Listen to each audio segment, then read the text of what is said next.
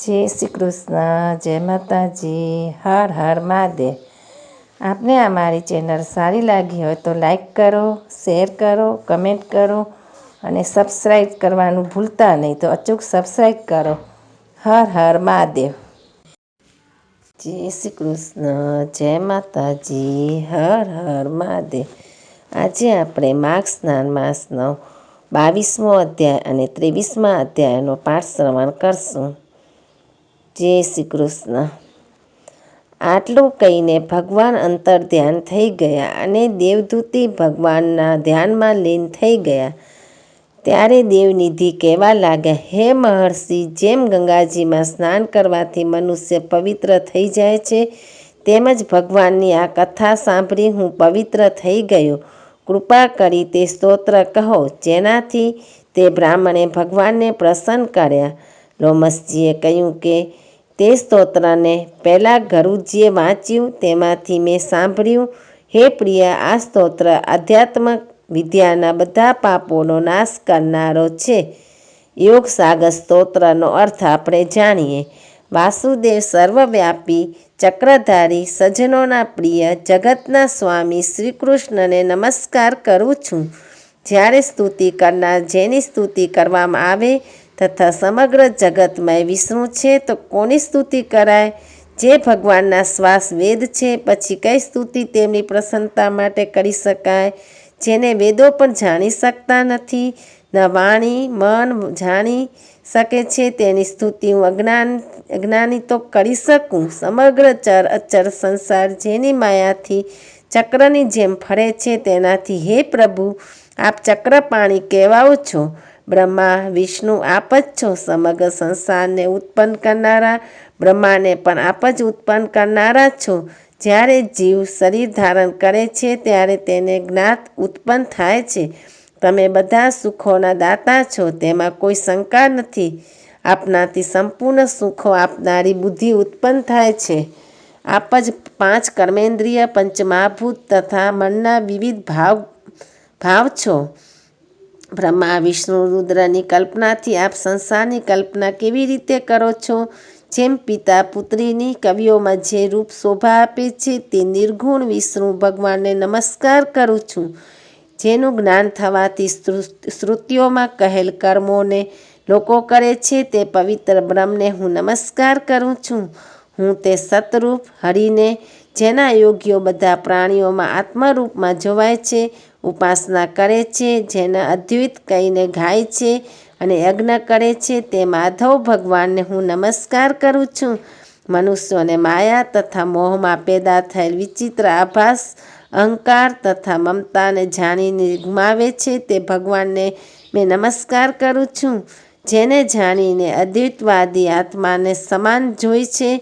જો વિષ્ણુ શબ્દનો અર્થ અને તેના વિષયનું જ્ઞાન એક જ હોત તો આ સત્યથી હે માધવ સંસારની માયામાં ફસાઈને તારા જ ધ્યાનમાં રત રહેતા। જો વેદાંત દર્શનમાં ભગવાન સમગ્ર સંસારમાં વ્યાપ્ત છે, તો આ જ સત્યથી ભગવાનમાં મારી નિર્વિઘ્ન ભક્તિ થાય। હું તમારી શરણમાં છું। બધા પ્રાણીઓના હેતુ તથા તેમને શરણ આપનારા તમે જ છો। જેમ યુવા પુરુષની યુવતીમાં અને યુવતીની યુવામાં પ્રીતિ હોય છે, તેવી જ મારી પ્રીતિ તમારામાં છે। જે પાપી પણ આપને પ્રણામ કરે છે, તેને યમદૂતો એવા નથી જોતા। જેમ ઘુવડ સૂર્યને પ્રત્યેક પાપ મનુષ્યને ત્યાં સુધી જ દુઃખ આપે છે, જ્યાં સુધી તે આપના ચરણ કમળોનો સહારો નથી લેતો।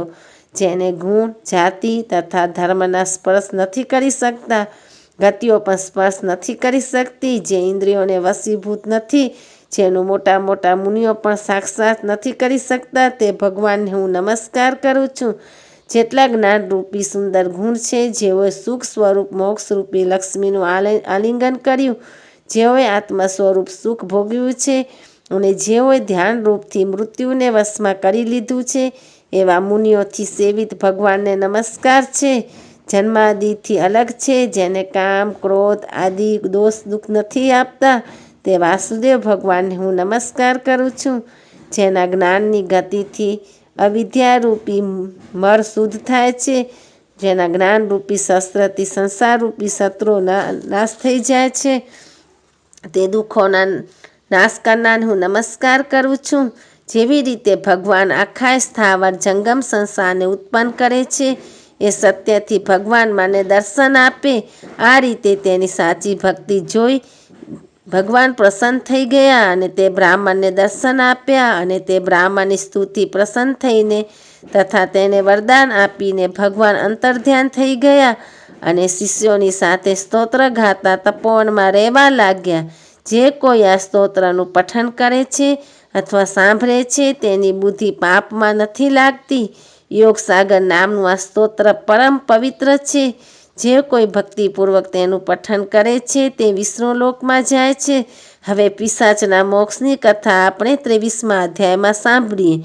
તો માઘ માસનો 23મો અધ્યાય. જય માતાજી. લોમસ ઋષિ કહેવા લાગ્યા કે જે પિશાચને દેવદૂતીએ મુક્ત કર્યા તે પહેલાં દ્રવિડ નગરમાં ચિત્ર નામનો રાજા હતો. તે ખૂબ જ શૂરવીર, સત્યપરાયણ તથા સત્યપરાયણ હતો. તે પુરોહિતને આગ્રહ કરી યજ્ઞ આદિ કરતો હતો. દક્ષિણ દિશામાં તેનું રાજ્ય હતું અને તેના ભંડાર ધનથી ભરેલા હતા. તેની પાસે હાથી, ઘોડા અને રથ હતા અને તે અત્યંત શોભાયમાન થતા હતા. તે ઘણી સ્ત્રીઓથી ક્રીડા કરતો હતો અને અનેક યજ્ઞો તેણે કર્યા હતા. તે નિત્ય અતિથિઓની પૂજા કરતા અને શાસ્ત્ર વિદ્યામાં નિપુણ હતો અને બ્રહ્મવિદ્યા પણ તે જાણતો હતો. બ્રહ્મા, વિષ્ણુ, મહેશ તથા સૂર્યની પૂજા સદાય કર્યા કરતો હતો. તે જંગલમાં પણ સ્ત્રીઓથી ઘેરાયેલો ક્રીડા કર્યા કરતો હતો. એકવાર તે પાંખડીઓના મંદિરમાં ગયો અને 2 દિન ભસ્મ લગાડેલ પાંખડી મહાત્મા બનેલાઓથી તે રાજાની વાતચીત થઈ. પાંખડીઓએ કહ્યું, હે રાજન, શૈવ ધર્મની મહિમા સાંભળો. આ ધર્મના પ્રભાવથી મનુષ્ય પાપને કાપીને મુક્ત થઈ જાય છે. બધા વર્ણોમાં શૈવ મત જ મુક્તિ આપનારો છે. શિવની આજ્ઞા વિના દાન, યજ્ઞ અને તપોથી કાંઈ નથી થતું. શિવના સેવક થઈને ભસ્મ ધારણ કરવાથી, જટા રાખવાથી જ મનુષ્ય મુક્ત થઈ શકે છે. જટા ધારણ કરવાથી તથા ભસ્મ લેપનથી જ મનુષ્ય શિવ સમાન થઈ જાય છે. આની સરખામણીમાં અન્ય કોઈ પુણ્ય નથી. જટા ભસ્મ ધારણ કરેલા બધા યોગી શિવ સમાન હોય છે. અંધ, જર, નપુંસક તથા મૂર્ખ બધા જટાથી જ ઓળખાઈ જાય છે. શૂદ્ર વર્ણના શૈવ પણ પૂજનીય છે. વિશ્વામિત્ર ક્ષત્રિય થઈને તપથી બ્રાહ્મણ બની ગયા. વાલ્મીકી ચોર હોવા છતાં ઉત્તમ બ્રાહ્મણ થઈ ગયો. આથી શિવ પૂજનમાં કોઈ પણ પ્રકારનો વિચાર નથી. તપથી જ બ્રહ્મતત્વ પ્રાપ્ત થાય છે, જન્મથી જ નહીં. આ કારણે શૈવના દર્શન ઉત્તમ છે તથા શિવ સિવાય બીજા દેવતાનું પૂજન ન કરવું. શિવ તપસ્વીએ વિષ્ણુનો ત્યાગ કરવો જોઈએ, ન તો વિષ્ણુની મૂર્તિનું પૂજન કરવું જોઈએ. વિષ્ણુના દર્શનથી શિવનો દ્રોહ ઉત્પન્ન થાય છે અને શિવના દ્રોહથી રૌરાવાદી નર્ક મરે છે. આથી ભવસાગર પાર કરવા માટે વિષ્ણુનું નામ પણ ન લેવું જોઈએ. શિવ ભક્ત નિશંક થઈને શિવથી પ્રેમ કરે છે. તે કૈલાસમાં વાસ કરે છે, એમાં કોઈ સંશય નથી. આ ધર્મનું પાલન કરનારને ક્યારેય નાશ થતો નથી.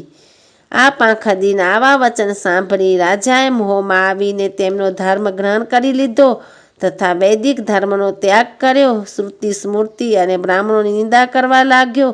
તેણે પોતાના ઘરના અગ્નિહોત્રને બુઝાવી દીધો અને ધર્મનું કાર્ય બંધ કરી દીધું. વિષ્ણુ ભગવાનની નિંદા અને વૈષ્ણવથી દ્વેષ કરવા લાગ્યો અને બોલ્યો, ક્યાં છે વિષ્ણુ? ક્યાં જોવામાં આવે છે? ક્યાં રહે છે? કોણ જોયા છે? અને જે લોકો નારાયણનું ભજન કરતા તેને દુઃખ આપતો હતો. પાંખડીઓના મત ગ્રહણ કરી રાજા વેદ, વૈદિક ધર્મ, વ્રત, દાન અને દાનીઓને માનતો ન હતો અને અહીંથી દંડ આપતો. તે કામી રાજા સદાય સ્ત્રીઓના સમૂહમાં ઘેરાયેલો રહેતો અને ક્રોધથી ભરાયેલો રહેતો. ગુરુ તથા પુરોહિતોના વચનોને માનતો નહીં. પાંખડીઓ પર વિશ્વાસ કરીને તેઓને ઘામ, હાથી, ઘોડા, સુવર્ણ વગેરે આપતો હતો. તેમના બધા કામો કરતો હતો. ભસ્મ ધારણ કરતો અને મસ્તક પર જટા રાખતો હતો. જે કોઈ વિષ્ણુનું નામ લે તેનો વધ કરવાનો, દંડ આપવાનો દંડ આપવામાં આવશે એવી દાંડી પીટવામાં આવી હતી. તે ડરથી બ્રાહ્મણો તથા વૈષ્ણવો તે દેશ છોડી દીધો હતો અને બીજા દેશોમાં ચાલ્યા ગયા હતા. સમગ્ર દેશવાસીઓ માત્ર નદીના જળથી જીવિત હતા. જીવિકાથી દુઃખી થઈને વૃક્ષ આદિ નહોતા લગાવતા, ન તો ખેતી કરતા. પ્રજા અન્નના અભાવથી ઘરેલું સરેલું અન્ન પણ ખાઈ લેતી. આચાર વિચાર અગ્નિ ક્રિયા બધાને છોડીને કાલરૂપની જેમ તે રાજા શાસન કરતો હતો. થોડા સમય પછી તે રાજાની મૃત્યુ થઈ અને વૈદિક રીતિથી તેની ક્રિયા પણ ન થઈ. તેને યમદૂતો દ્વારા અનેક પ્રકારનું કષ્ટ ઉઠાવીને ક્યાંક લોખંડના ખીલા પરથી ચાલવું પડ્યું, ક્યાંક સરકતા અંગારા પરથી ચાલવું પડ્યું. જ્યાં સૂર્ય અતિ તીવ્ર હતો અને ન કોઈ છાણાયનું વૃક્ષ હતું, ક્યાંક લોખંડના દંડાથી પીટવામાં આવ્યો, ક્યાંક મોટા મોટા દાંતોવાળા વરુ અને કૂતરાથી કરડવામાં આવ્યા. આ રીતે બીજા પાપીઓના હાહાકાર સાંભળતો તે રાજા યમલોકમાં પહોંચ્યો. તો આ હતી માઘસ્નાનની કથા. હવે આપણે માઘસ્નાનની 24મા અધ્યાયની કથા વાર્તા આવતા વિડીયામાં સાંભળશું. હર હર મહાદેવ. જય શ્રી કૃષ્ણ. ઓમ નમઃ શિવાય.